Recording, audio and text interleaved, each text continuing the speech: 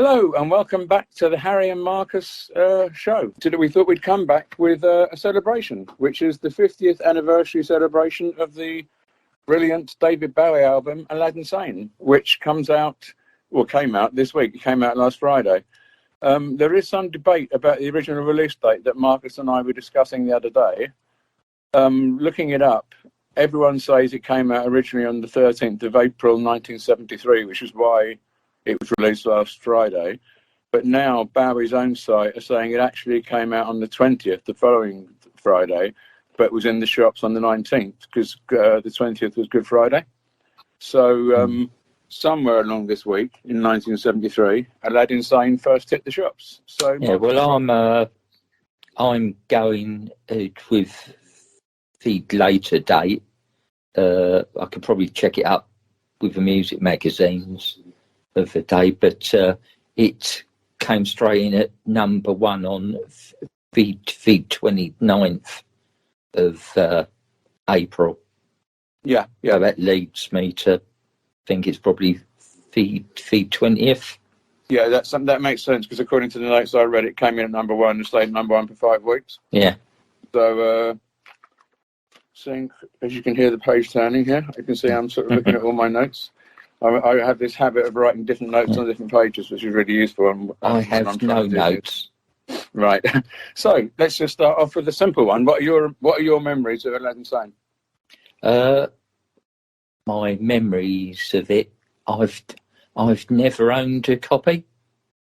Ah, well, I can lend you one because I'm sitting here in front of me. I'm just turning around, and I have 4 copies in my hand. The 73 one, 5 copies. The 73 one, the 2003 CD, the 2013, the 2017, and the one that came out Friday. Yeah, and they probably all sound the bloody same on my record player. Well, I listened to it on Spotify this morning just to refresh my memory, and it certainly brought back loads of memories because we used to knock about not in 73. No, we met in August 74. Yeah, 74. But you were still playing it then. Yeah, because I remember hearing it all another time, and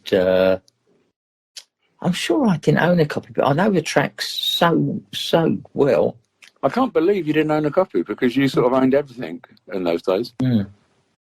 But yeah. Maybe not. Maybe I don't remember how there was some freebies. Were there in 73?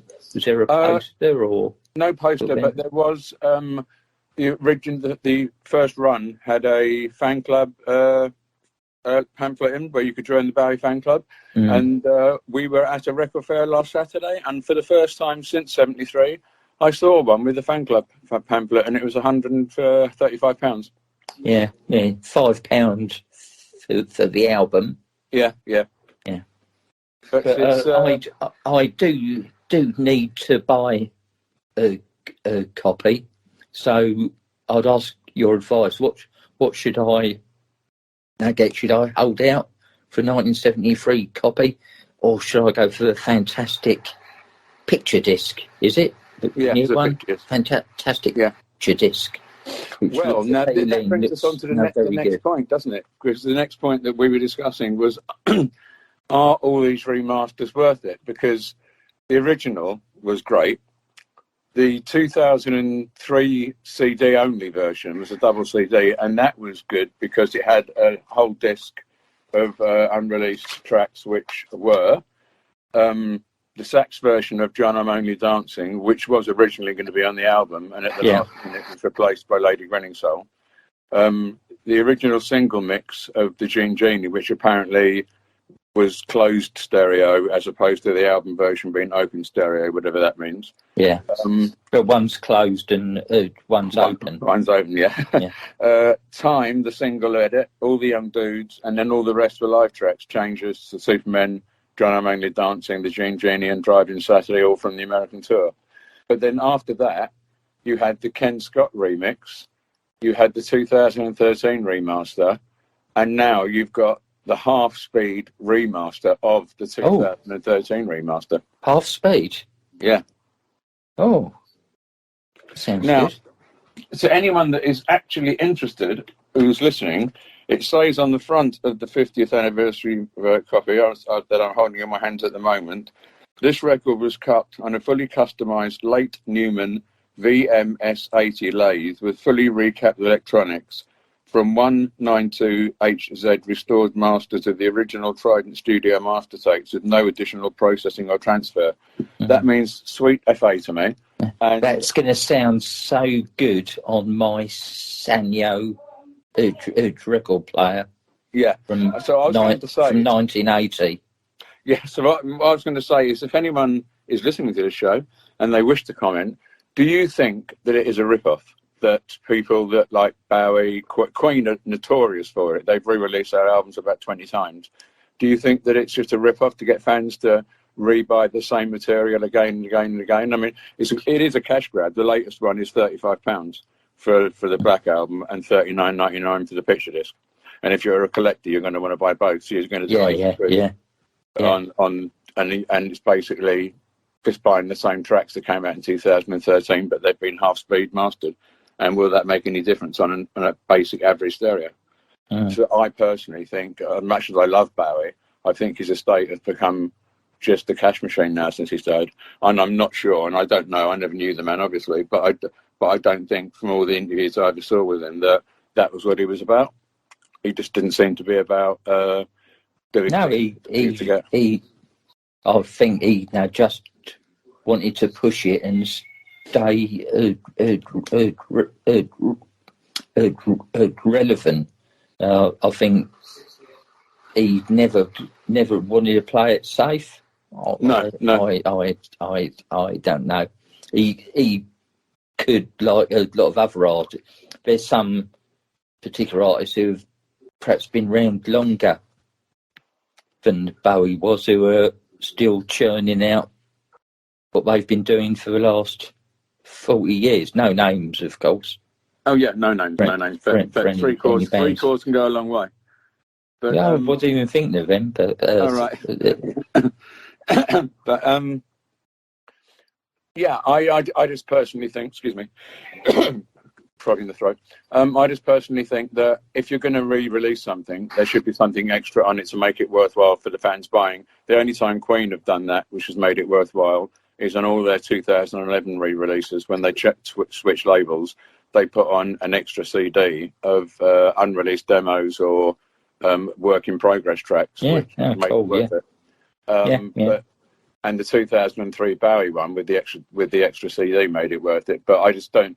I'm a total hypocrite because I brought all of them, but I just don't see the reason for buying any of the Bowie remasters since 2003 of Aladdin Sane, because they're not giving you anything extra. Yeah. What do you think of that? Because get the chronology right. It was Ziggy Stardust before. Yeah. Was it? And it was it was Pin-Ups after? Pin-Ups after, yeah. Yeah. I know you love Pin-Ups, but it's I mean, the cover version on Aladdin Sane, Let's Spend the Night Together, is bloody awful. No, fantastic.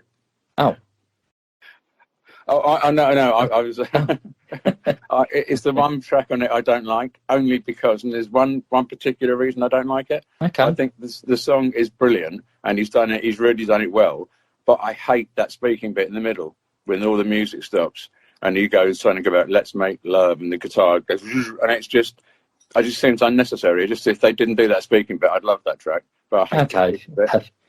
Well, I think it's a great version.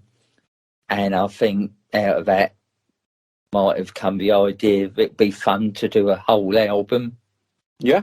Of cover. I might be totally off Nova Marcus with that. Well, for donkey's years, there's been rumours that there was a Pin-Ups 2 recorded and never released. But the only tracks that have ever surfaced that could have been on Pin-Ups 2 was he covered Springsteen's Growing Up, and I can't remember what the other one was, but they were both extra tracks on the Ryko version of Pin-Ups. But no other tracks have ever come out. But over the years, Bowie has covered other songs. He did, because he didn't only go back to the 60s. Now, did he? With his other cover versions, he did one of "I Should Be So Good for You," something like that. Yeah. Him and Dennis Waterman duetted. Yeah. He did Waterloo Sunset on the Reality. I think was it Reality or Heathen? I can't remember, but one of those two. Oh, right. He did Waterloo Sunset as a cover, and that was a good cover. And he did the Cream's I Feel Fine or I Feel Fine. Yeah. He did that on one of his 1990s albums.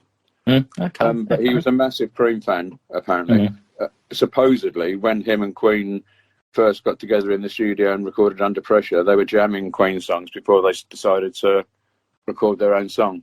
He did go for his Space Oddity hairdo after seeing Eric Clapton's hair when he was with Green, I believe. Without a doubt. Yeah. Just for the record, it's the only Bowie album where Bowie put in brackets where he wrote each song after this. So the first track was written in New York. The second track was written on the boat, RHMS. I can't read my own writing. LMS. Driving Saturday, Seattle and Phoenix. Panic in Detroit, obviously in Detroit. And did he finish it by the time he got to Phoenix? I think he must have done, because he really wrote it Seattle and Phoenix. Los Angeles for Crack Actor. New Orleans for Time, and then Gloucester Road in London for The Prettiest Star. No. Because that was quite an old song. Yeah. Wasn't it, Prettiest Star? So yeah, that was off his. That was his follow-up single to Space Oddity on Phillips. There's no place for Let's Spend the Night Together, and then Detroit and New York for the Genie, and London for Lady Grinning's song. So, right, well, if anyone wants to give their opinion on whether they think, not just Bowie, but every band, because I was going through the records in a record shop yesterday, looking for, now I've said, I'm just going to make myself sound a total hypocrite, but I was looking for the 45th anniversary golden vinyl Young Americans, which I bought, but everyone seems to have re-released their albums. There was Sparks, Slade, Springsteen. I was looking through the S's, obviously, and they all seem to have released all their early albums in the 2010. But unless one of the listeners can point us in the right direction, you can't get the Sheryl Crow self-titled album on no vinyl. Can't you? Right. Only on CD. That's an interesting thing, because there's a few bad. Because collecting Bowie, there's a period of Bowie when I was where I'm going to have to buy CDs from about 95 to about 2003. His singles and that only came out on CD. There was no vinyl version of them. That's part of the reason Paul. Well,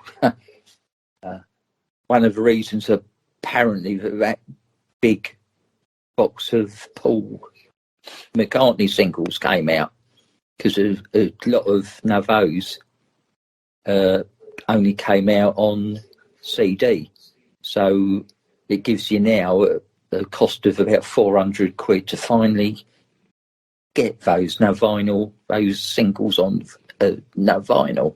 Which again brings me back to the thing that is it a cash grab, because you know that someone who's a collector of the Beatles or Paul McCartney is going to want those, and is going to. But it's not original anyway, is it? At the end of the day, it's a re-release on. No vinyl. If the original that came out that charted was on CD, then I'll buy the CD. Yeah. If I'm a collector, I'd want what came out at another time. I was just about to say, we've discussed this, and you always, as you said yesterday to me on the phone, would always prefer to buy the original than the remaster, unless the original was a ridiculous too expensive. price. Yeah. Bowie described at the time Aladdin Sane in one interview as Ziggy Goes to Washington, and another interview as Ziggy Goes to America. I suppose I can sort of see that, because he wrote the whole thing while he was on tour in America, and he was soaking up the American influences. But do you think that Aladdin Sane sounds more American than Ziggy? I've not thought of it, but it's definitely quite different from Ziggy. remembering that he wrote Ziggy and Hunky Dory back to back and recorded them back to back in '71. So he would have been in a totally different mindset, and he wasn't absolutely. famous And then. you can hear it. I mean, once I can't remember last time I heard Aladdin Sane, but it's really good listening to it today.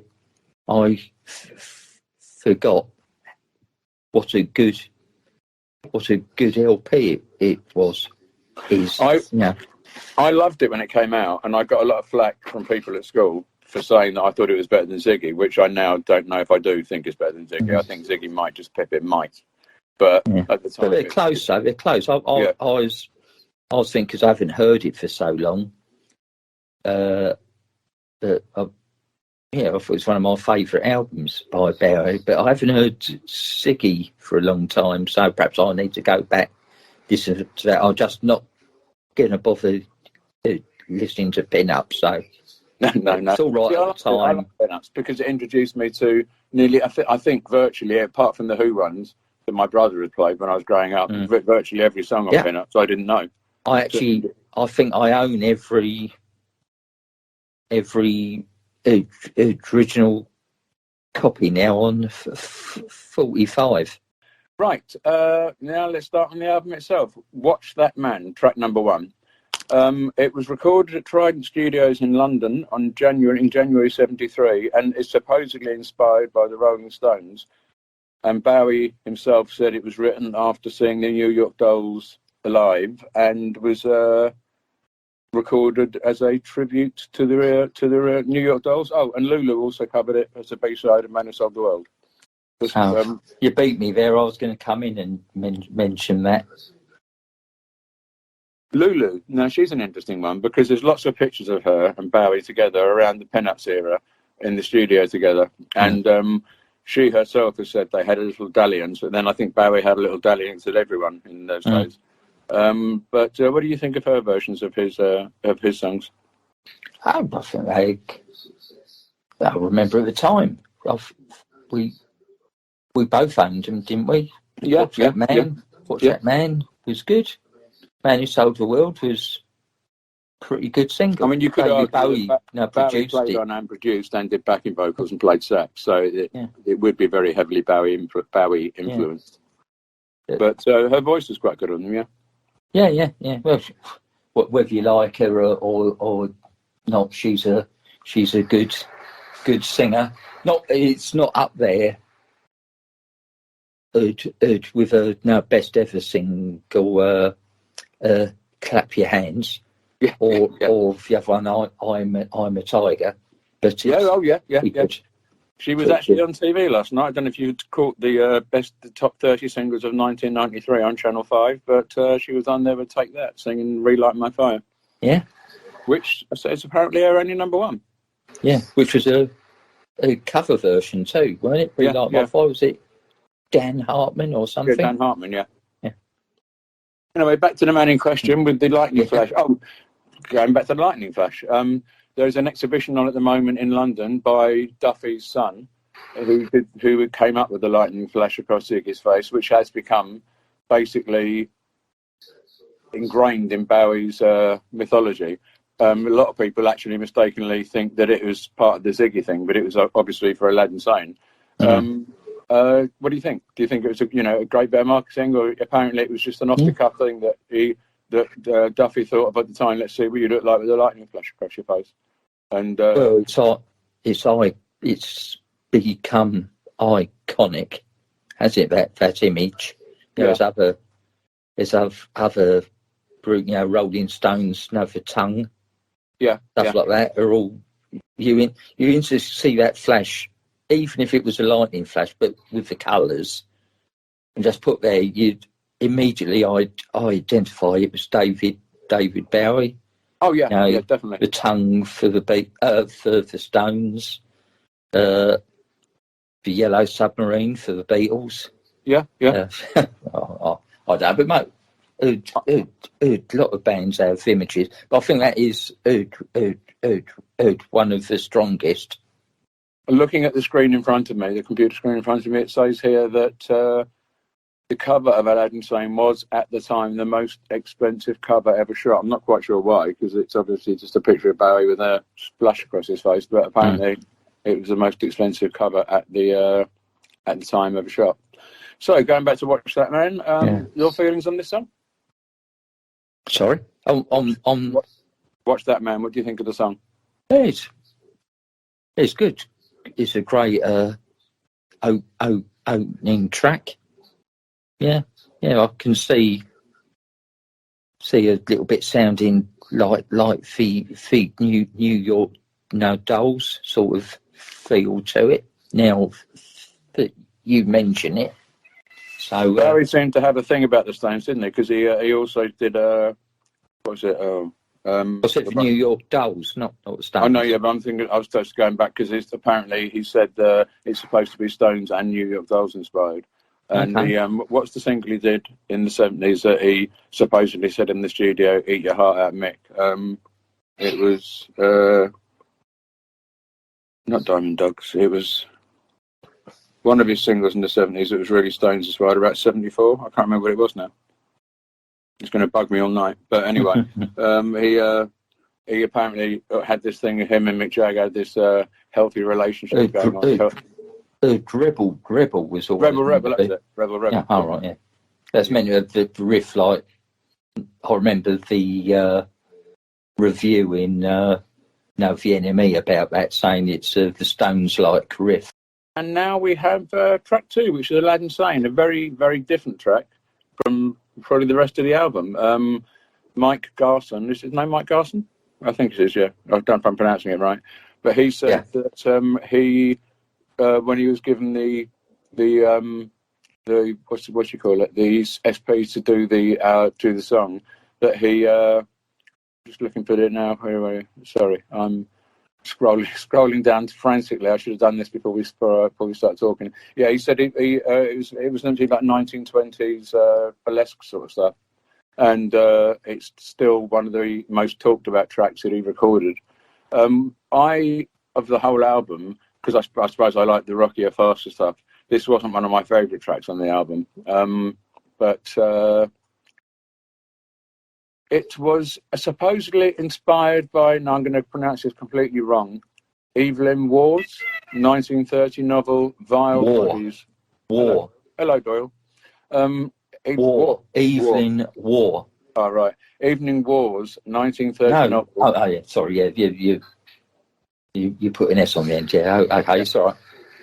Evening Waugh's 1930 novel Vile Bodies, which Bowie read during his trip on the ship back to the UK. And it saw Bowie exploring the more experimental genres rather than strict rock and roll.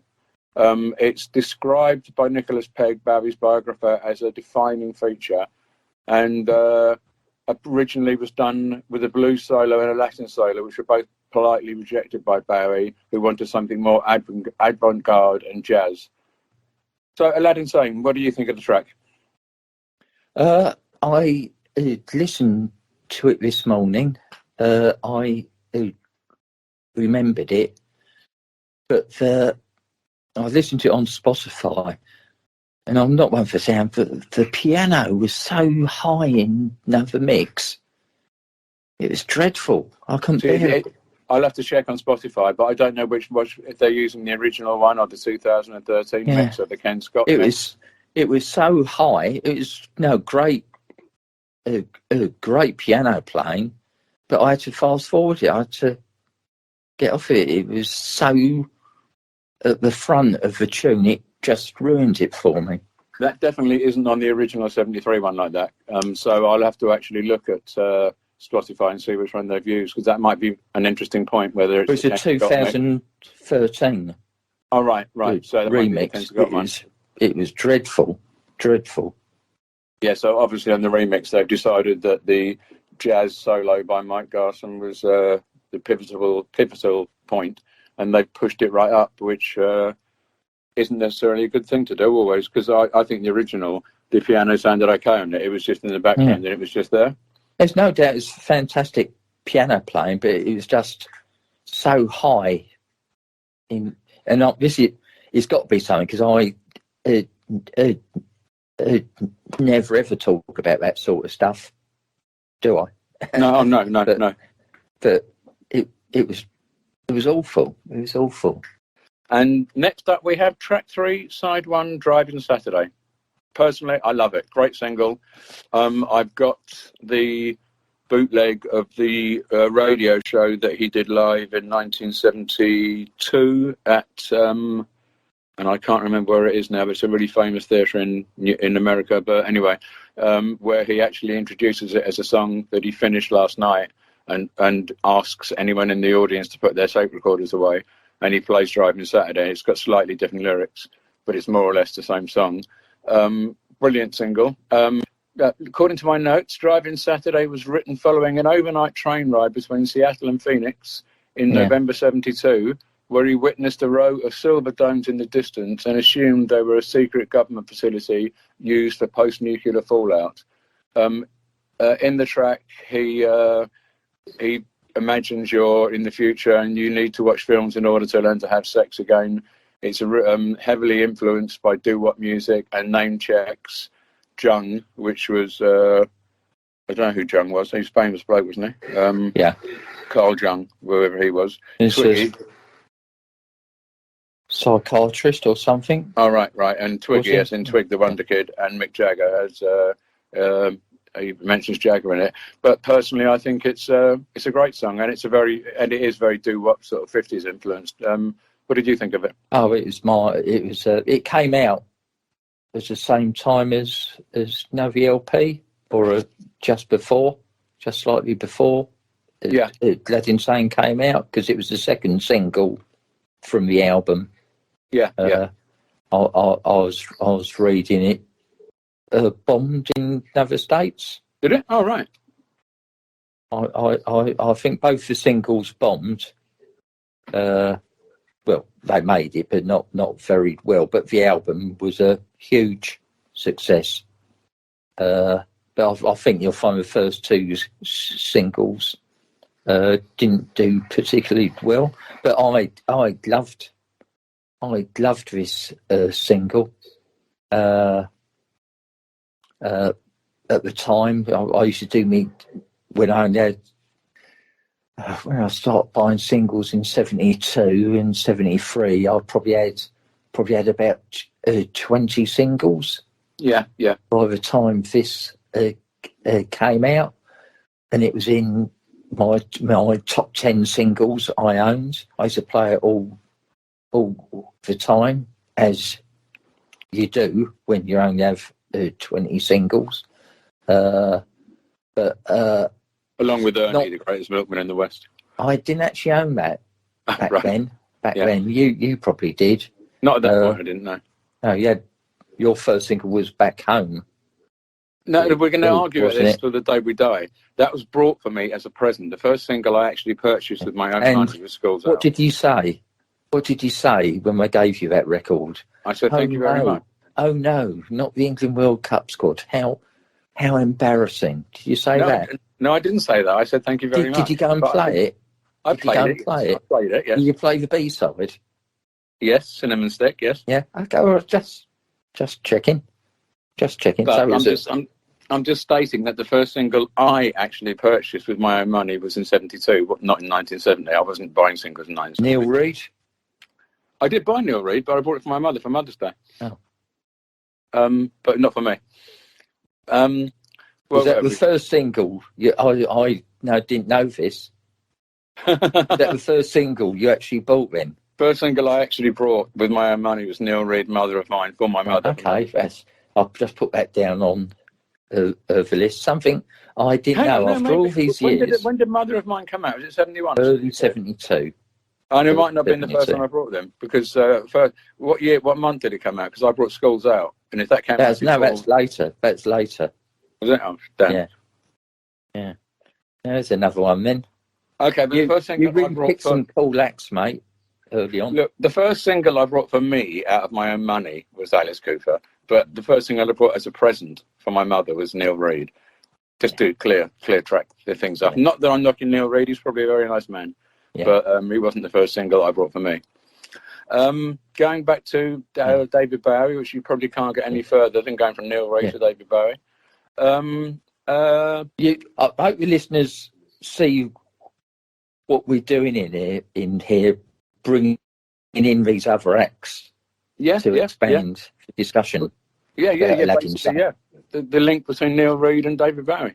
I bet there's no radio shows out there doing that link. I don't think there's anyone anywhere doing that link. According to this here, I just missed it. Someone called Tanja, Tanja, or Stark, who's an artist, suggests that the song's lyrical reference to Jung crashing out with Sylviane alludes to Jung's Red Book hallucinations, possibly originating from the Sylviane fissure, Fissure, in the brain. Yeah. Well, and that completely loses me. It's completely above my head. It might have been the sort of thing Bowie would have been into, because he was very sort of highbrow, wasn't he? But completely loses me. Well, the point I was going to say earlier was that it's really, at the time, my favourite Bowie single, more than the Jean and everything. I just loved that track. But it's not, I don't think it's my favourite track on the LP. No? It's such a strong LP. There's other tracks other tracks which would not have been singles, but are now great tracks. Yeah. But at the very end of the recording, we'll both name our favourite track from the album. I'm just thinking, it's going to be a bloody hard choice, to be honest. And now we get on to track 4, Panic in Detroit, which was obviously written in Detroit and is supposedly inspired by Iggy Pop's experiences in the 1970 Detroit riots. Panic in Detroit was inspired by the rise of the White Panther Party, specifically their leader John Sinclair, who Bowie compared the ideas of Sinclair to the rebel martyr Che Guevara as the narrator in the Panic in Detroit.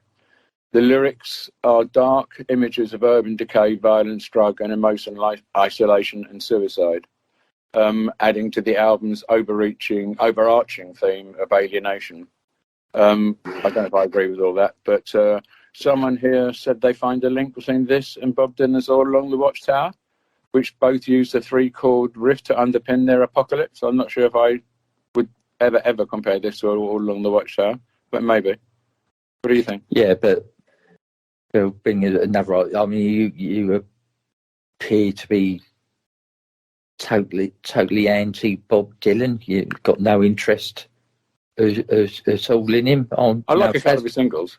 In fact, I found this website, amazing website of all his vinyl and everything, where it is all over the world and all the different kinds of stuff, and it's amazing. And all the songs he's recorded, and the bootleg series that's been produced now of all his old recordings. I mean, if you're into Bob Dylan, it's really fantastic, the music that's out there. Oh yeah. I mean, I'm not anti Bob Dylan. I've just never really had any interest in folk music, so I like more of his later stuff. Although I do like a few of his early singles. Yeah, it's undoubtedly a lot of folk music in there, but I don't think it's just really good. Yeah, I just like him. Interesting fact, different is for Four Tops, Reach Out. Yeah. Single, when they're in the recording studio, the producer was it Holland or Dozier or what? Yeah, I'm not sure. I know they were producing it, but said he had to Levi's does dubs had to finish each line as if he was singing a Bob Dylan song. So rather than going down, you raise it. Right. Okay, cool. Yeah, that's quite interesting. Yeah, I never knew. It's that. worth a listen. You hear that in inflection in his no voice. It's you do spot it once you know that. So anyway, more useless information, and my attempt to bring in as many music acts as possible, including Dennis Waterman. Panic in Detroit, great song, Panic in Detroit, and again, when it came out, was one of my favourite tracks on the album. I take it you like the track? Yeah.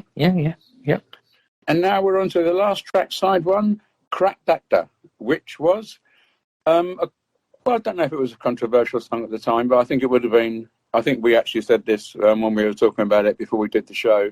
It would have made a good single, but being controversial because of its subject matter. According to Bowie's own website, it was written after Bowie stayed at Sunset Boulevard in Los Angeles, where he witnessed prostitutes, drug use, and sex. The song's narrator is an aging film star whose life's beginning to decline, and quote from the song, he's stiff on his legend, and he encounters a prostitute whom he despises. There are numerous double lengths of the word I always get wrong, entendres, regarding film stardom and sex, and the famous smack baby smack, show me your real line.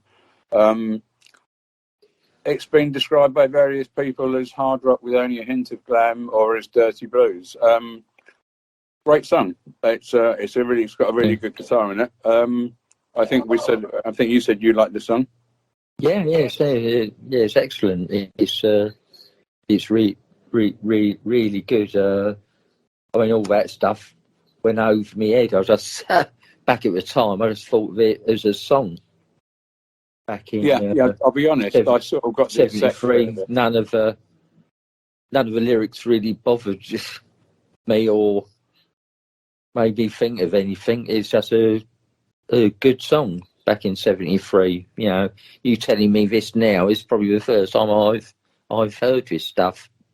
Oh yeah, I'm not a big one for reading up meanings of songs and what the influences were. I tried doing it with the Beatles, and it was clearly rubbish. The person was just making up any reference and trying to put a meaning on the song which wasn't really there all the time. I mean, the pair of us wrote songs. Yeah. A lot of them didn't delve into find a meaning for a song, did we? Apart from the shop on the corner. Yeah. Don't exist anymore. That's about the only one that had some sort of meaning in it. If I recall. I don't know. I think you got there's me rocking. Another one. You got me rocking had real meaning, deep meaning. Yeah. The Penny song. Yeah. Obviously had your life story up to the time. Up to that point, yeah. Yeah. I think I got the sex thing from it just solely from the line, "You've made a bad connection because I just want your sex." So I sort of guessed it was about sex and prostitution, but it didn't bother me or in any way make me think any different of the song. It was just quite a good rock song. Yeah, and I just liked it. I just liked the song. It was one of my favourite songs on the album. Yeah. I'm trying to think back to what I'm just looking at the things that I've, this thing about dirty guitar blues and hard rock with only a hint of glam. I just thought of it as a glam rock song. Absolutely. But I suppose at the time I was into glam rock, and Bowie, I considered him to be glam. So it was just a really good glam rock song. Anything else you need to say about it, or want to say about it? Just in my own simplistic way, I just like the song. Yeah. And now we flip the record over, and we get on to Time, which again at the time was one of my favourite songs on the album. Looking at the notes on what George Underwood said about it, apparently it started off with vastly different lyrics and then was rewritten, influenced by the death of the New York Dolls drummer Billy Mercier, hence the line about Billy Dolls in the song. But I would never have guessed that at the time. Well, I didn't know much about the New York Dolls at the time. I was watching them yesterday doing a Jet Boy and another track on the old grade whistle test. Oh yeah, they were a great band. Quite a performance on the old grade whistle test. No, very good. And obviously supported the Johnny Thunders up in Telford once. Oh right, yeah. Who's a support band, and he's got a few stories about that. Not for here. Oh right, yeah. I was talking about stories that not for here. Anyone who's got children listening, please cover their ears, because there's obviously the infamous line in this song, "Falls wanking to the floor," which apparently the Americans didn't get the English slang for that word, and released it as a single in America. And they did. I was going to say it was released as a 45 out there, and it was shortened, weren't it? It was a sort of version. And when he did it on the Midnight Special, he had to change the word to swanking, "fall swanking to the floor," because by that time they'd realised what was. That's quite a good glam word. I'd have thought swanking. Yeah. I'm not sure what it means, but but having a bit of a swank about you. Yeah, true. Swanky. Yeah, that's a word, isn't it? It is a word, yeah. And Mike Garson has said I can't pronounce names. Breckstein, Brechtstin, but apparently he used Brookstein. He used his cabaret style piano, which dominates the track. And talking of piano dominating the track, and going back to what we were talking about, Aladdin Sane, as the listeners wouldn't guess that we don't necessarily record all these shows in one go, and we have had a break in recording. We have had a break in recording, and since then I have played both the 2017 mix, which was on grey vinyl, by the way, and the 1973 mix. And the you were 100% right. The 2017 mix had the piano pulled right up, which did spoil the song. But as I think I said to you before we recorded this, what was most noticeable to me is I didn't touch the settings on the record player, and the 73 one was much, much louder. They'd really taken the volume down on the remix, but it did sound a lot cleaner and a lot more sterile than the 73 one. But Time, I really liked the song. I don't think it could have been a single over here because of that word, but they could have shortened and taken that word out, I guess. Or what do they do nowadays when there's the rap records and the swearing on it? They just bleep them on the radio. Although that does rather spoil the record. What was that famous Brits performance where someone performed and there were more bleeps than there was music? Was it Kanye West? I don't know. It's not a program I'd watch. I didn't actually see it, but I read about it afterwards, and apparently he swore so much through the song that everyone was complaining that he might as well have not performed, because there was literally a bleep every couple of seconds. So you were getting more bleeps than you were music.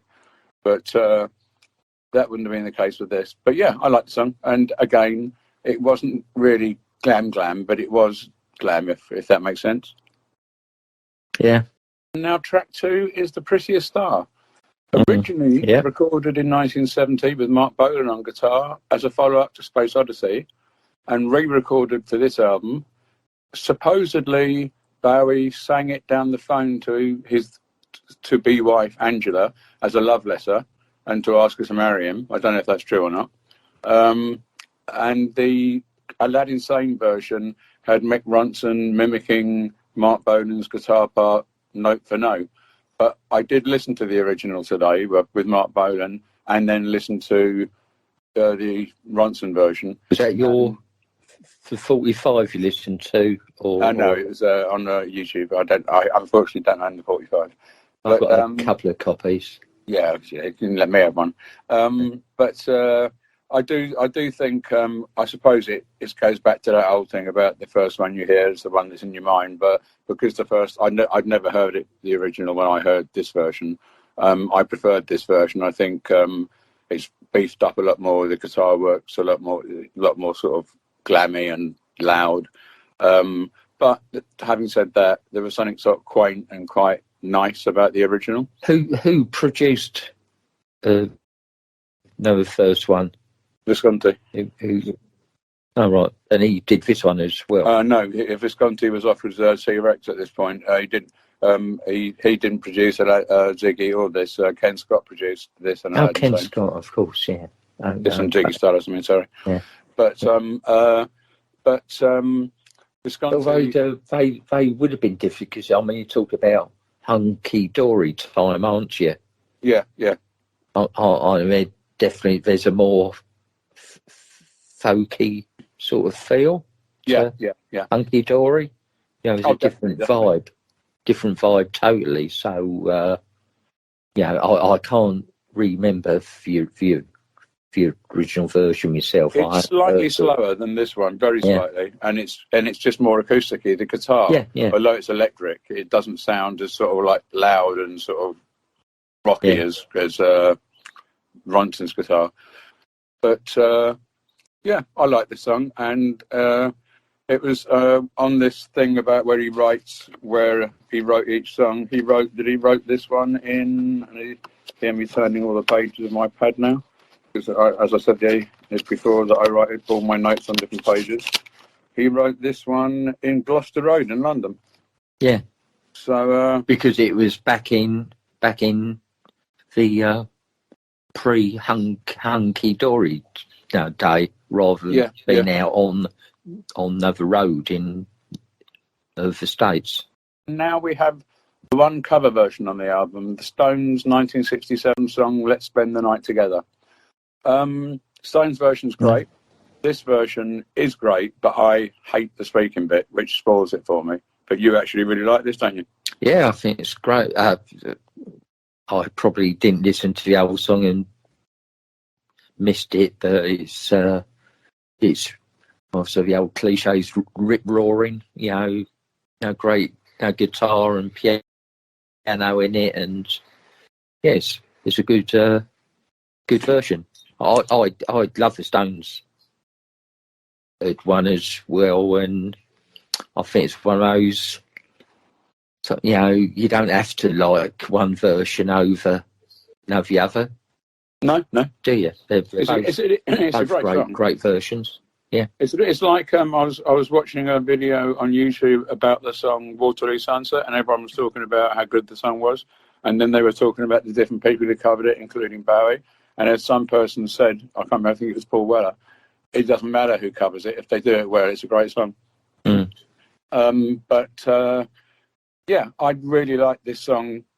What spoils it for me is that it goes chugging along, sort of rocking along, and then suddenly it stops and Bowie speaks for about 30 seconds, and you hear sort of a guitar rip back in again, and it goes back into, excuse me, it goes back into a really rocky song again. And I just think it spoils the momentum of the song. But apart from that, and who am I to criticise what Bowie decided was a good thing to do? But surely that's ultimate glam doing something like that. Yeah. Talking about glam and taking away and going along with our thing about fitting other bands' names into this that aren't David Bowie. I was reading today, quite sadly, that Bob Bradbury, is it Bradbury or Bradbury, from Hello, the lead singer, he's been really ill. He's been only in hospital for 3 months. He's been on life support, and there's 2 or 3 times and they thought he was going to die. But they let him out. They let him out today, and he's hopefully recovering. Not that he's ever going to hear this, but if anyone hears this and knows him or knows him on Facebook, get well soon, Bob. Yeah. We can get out to New York and groove again. Yeah. Get out and groove with the New York. Even with Ace Frehley. Yeah. You got a few names in there. Yeah. And now we have the first single that came off the album back at the end of '72, the Gene Genie, which at the time caused a bit of controversy because it was very similar to the Sweets Blockbuster. But as Mick Ronson said at the time, he'd just got a new Les Paul. Wasn't the first single actually going to be John I'm Only Dancing, wasn't it? Yeah. That was taken off the album at the last minute and replaced by Lady Running Soul. Yeah. But Ronson had just brought a new Les Paul, and he was at the back of the bus trying it out and playing variations of the Yardbirds' "I'm a Man" and "Smokestack Lightning," and Bowie nicked the riff. Like you do. I was always doing that, weren't I? Yeah, you were. But I'm guessing that's what Chin Chapman did as well. You know, they as Chin Chapman, well, I think it was Chapman said afterwards, many years afterwards, that you know they were all inspired by these old blues and rock and roll records, and it's just unfortunate that both him and Bowie were inspired by the same riff at the same time. Yeah. But it did create a bit of a. I'm not sure Chin was no, he? No. I think he was more. He did Chapman. He was a business head, weren't he? Behind Chin Chapman. Yeah, Chapman did the writing. He's the one who did all that. I might be being unfair and not really knowing the full story, but I'm sure I'd read something somewhere that was really the partnership, weren't it? Oh yeah. I think Chin put in some words sometimes, but generally it is 90% it was Chapman. This one Bowie called, and this is another word I'm going to pronounce wrong, a smog asboard of imagined America. Smorgasbord. Oh, that's it, yeah, smorgasbord of imagined America, and his first ever New York song. He wrote the lyrics rather, to entertain Cindria Fox, who appeared in the video, and he met her at an Andy Warhol party. And I don't know who she was, so I've got no idea. I could click on, because her name's in blue, so I could click on it and find out. Okay. She is an American actress, best known for being in Andy Warhol's film Bad. And she was married to the lead singer of the New York Dolls. Oh, right. And then to Steven Tyler. And she's the mother of one of Steven Tyler's kids. So, she's well known in the business. Okay. And Bowie called the song a white trash kind of trailer park kid thing. So, yeah, I suppose, yeah. It was a great single. I've got a great single. I remember my cousin, she was impressed when she found it in my Amiga record collection. I had Jenny by David Bowie. So that was one of the times back then when you got a compliment about your record collection. She didn't mention Mouldy Old Doe that I also had. No. Do you still do it? Even with having loads of records now, and you've got more than me, obviously, but do you still do it just in case anyone's coming round? Put the coolest records at the front, so if anyone comes in, they're going to see you've got, I don't know, Ziggy Stardust or I don't know, Roxy Music's first album at the front of the pile, and not Lindsay DePaul or whatever. No, I do. No one ever comes here. I haven't had a visitor here that wasn't family since you, and that was about 2 years ago. But I still put the coolest records at the more cool records at the front of the pile than I do. I keep my Mud records and my Lindsay DePaul records near the back of the pile. It's more of a talking point, having something bizarre at the front, but I don't think I've done that. Yeah, it's just me, but I just if someone comes around, I'd rather see them. I listen to Bowie than Lindsay DePaul. I was going to ask you, because I can't remember Bowie's Top of Pops performance for Time at all. No, I can't either. I just don't remember seeing it. The first time I remember seeing it was at your house. My parents weren't talking. No, I don't remember them being angry in the kitchen talking about Top of Pops the night before. No. Being shocked. The first time I remember seeing this was when I was at your place where you're living now, and we were watching Top of the Pops 2, and it came on saying that here's a lost bit of film that's just been discovered recently of David Bowie doing Gene Genie. And that's the first time I can remember watching it. And I think I would have remembered it because towards the end of it, he goes into "Love Me Do" on the harmonica, and I think I'd have remembered it for that reason, because it would have been a talking point. You know, about it would have been Bowie's ripped off the Beatles talking point at school sort of thing, and I just don't remember it. No, which is strange because, like you, I used to watch Top of the Pops every week. Yeah, so absolutely. I still remember Mud and the Shoulder Shuffle like it was yesterday. Yeah. There's certain performances, aren't there? No, I was just wondering because I was just gone. I must have seen it, and no. I think there's a lot like that, though. I mean, how many?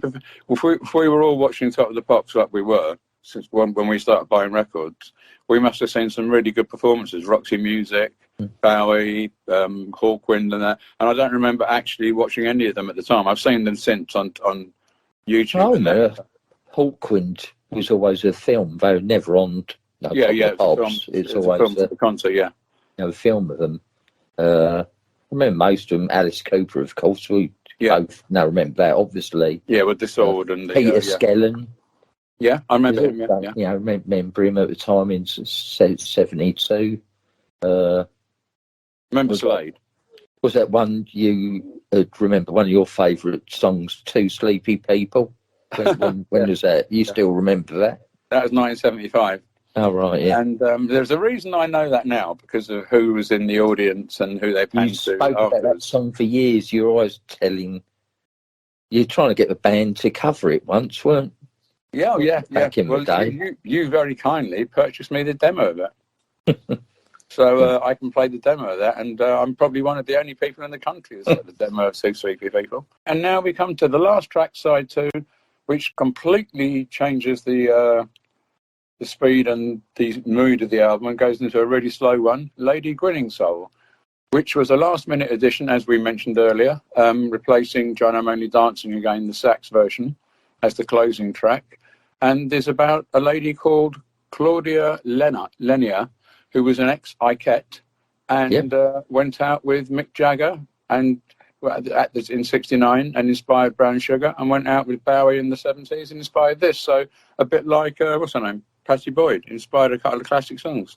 Yeah, and she's quite she was in a film 3 years ago, 20 Feet from Stardom. Oh, right.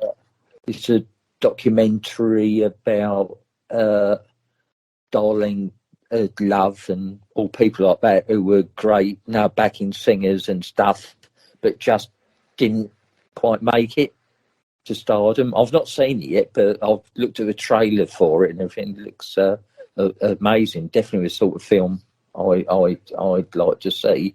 But she did what? I said definitely like to see it. Yeah. She was on the Mad Dogs, an Englishman tour with Joe Cocker and Leon Russell. Leon Russell did a single called Mad Dogs, an Englishman, and she was on the B-side, which was a version of Let It Be.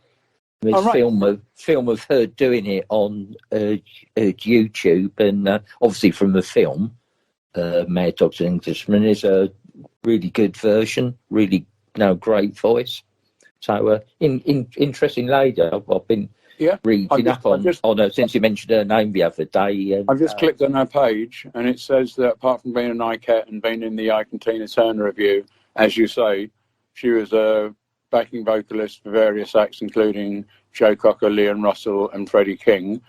She released only one solo album in her career in 1973. Yeah. And she was on the Real Gone Music label. Have you got any singles on that label? That's probably an American label, I'd have thought. But she did say, I mentioned the documentary, the film 20 Feet from Stardom.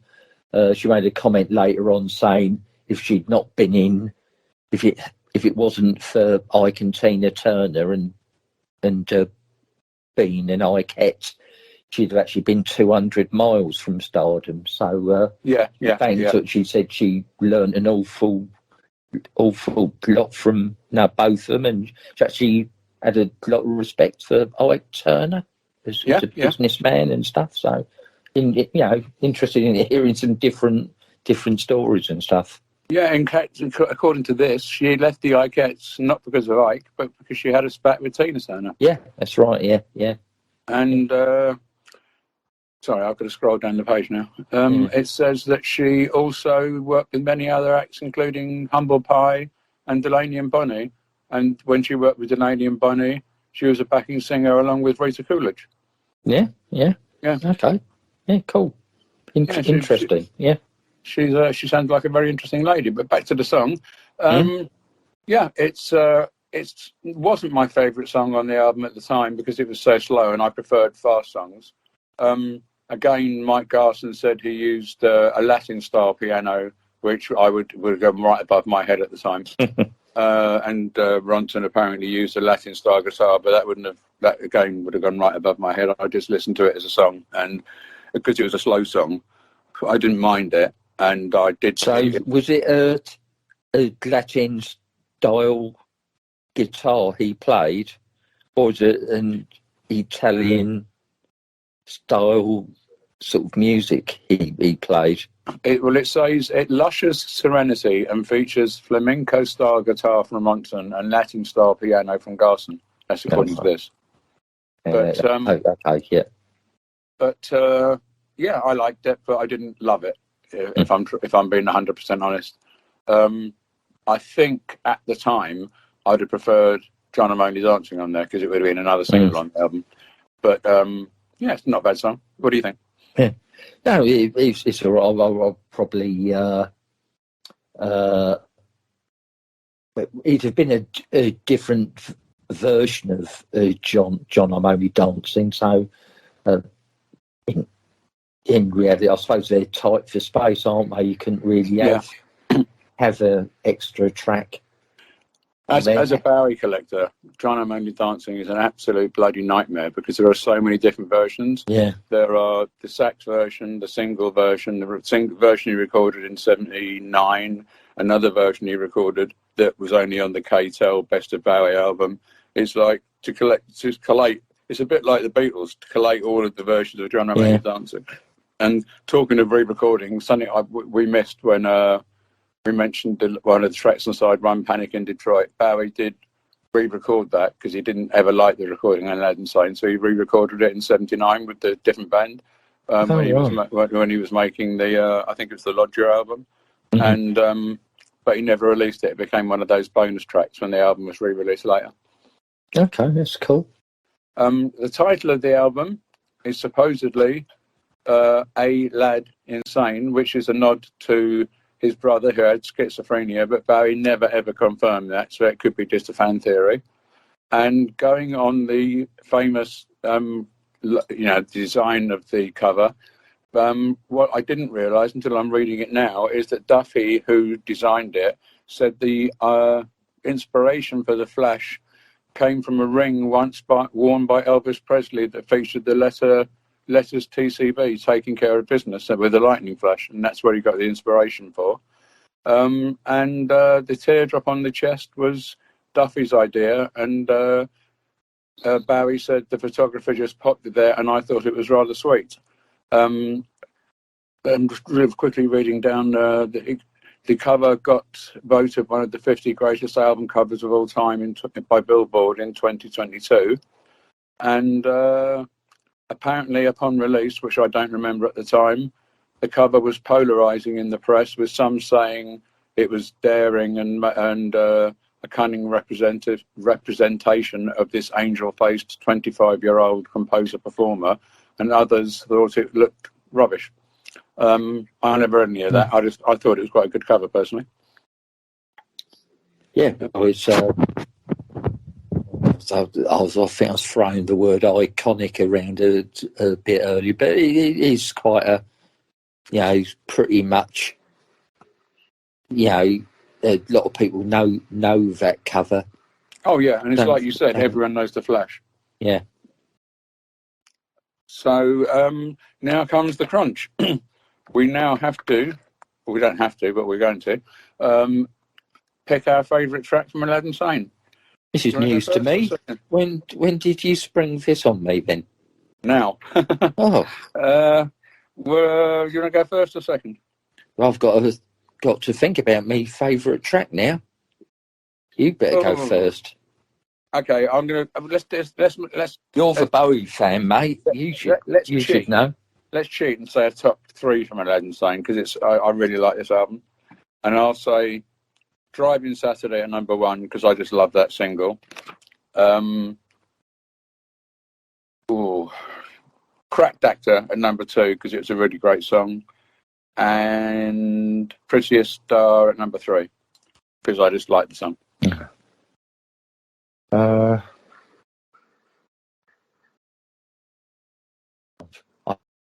haven't got the album. Well, I don't actually own the album. I don't have the tracks in front of me.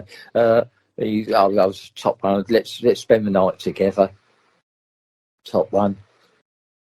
I'll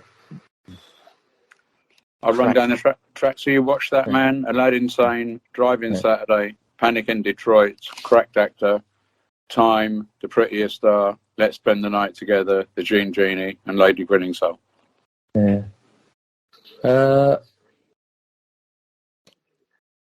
Let's go. Let's spend the night together. Watch that, man, and Cracked Actor. Right. Well, that was our top 3s. Now comes the all-important thing. We want you to tell us what your favourite track on Aladdin Sane is, or even your top 3 tracks on Aladdin Sane. And did you actually like the album? Did you own it when it came out? Or is it something you picked up, 20 years after it came out? Like, a lot of Bowie fans you read about on the internet only got into him in the 80s when he did Let's Dance and then worked their way back through his catalogue. Were you one of those? Yeah. More importantly, is it correct that the next show is going to be one of these unboxing videos? Well, not video, podcast. You're going to do the unboxing of your new Aladdin Sane when it turns up. No, great on Just Another Radio. That's going to be really good. It won't be because, as you well know, I never ever open my remasters. Unboxing it, taking it out. Taking it out of the box. I could do that. That would be a really interesting video. Me picking up the album and saying, "This is Aladdin Sane," but I'm not going to take it out of this cover. They're very popular shows, Harry. They're very I could do an unboxing of shows. Are really good, and this would be a new twist. Yeah. In fact, all we need is one of those standing knives and a cardboard box, and we could be unboxing all of these valuable boxes that come out, box sets and everything, and we could do them all, couldn't we? I could cheat and put the 2017 back in the cardboard box and unbox that, because that never came in a cellophane sleeve, so I could actually unbox that and take the grey vinyl out and show everyone the grey vinyl, but that would only take about 1 minute. Yeah. But when you mentioned the words next show, and for the next show, if I'm wrong, correct me, but I think that we're sticking to our classic albums thing, and because we missed it, we're going to go back and do a Dark Side of the Moon one, aren't we? We are, yeah. So for the next show, which will hopefully be in about a week's time, we're going to be trying doing them every week, 10 days, will be Pink Floyd's Dark Side of the Moon.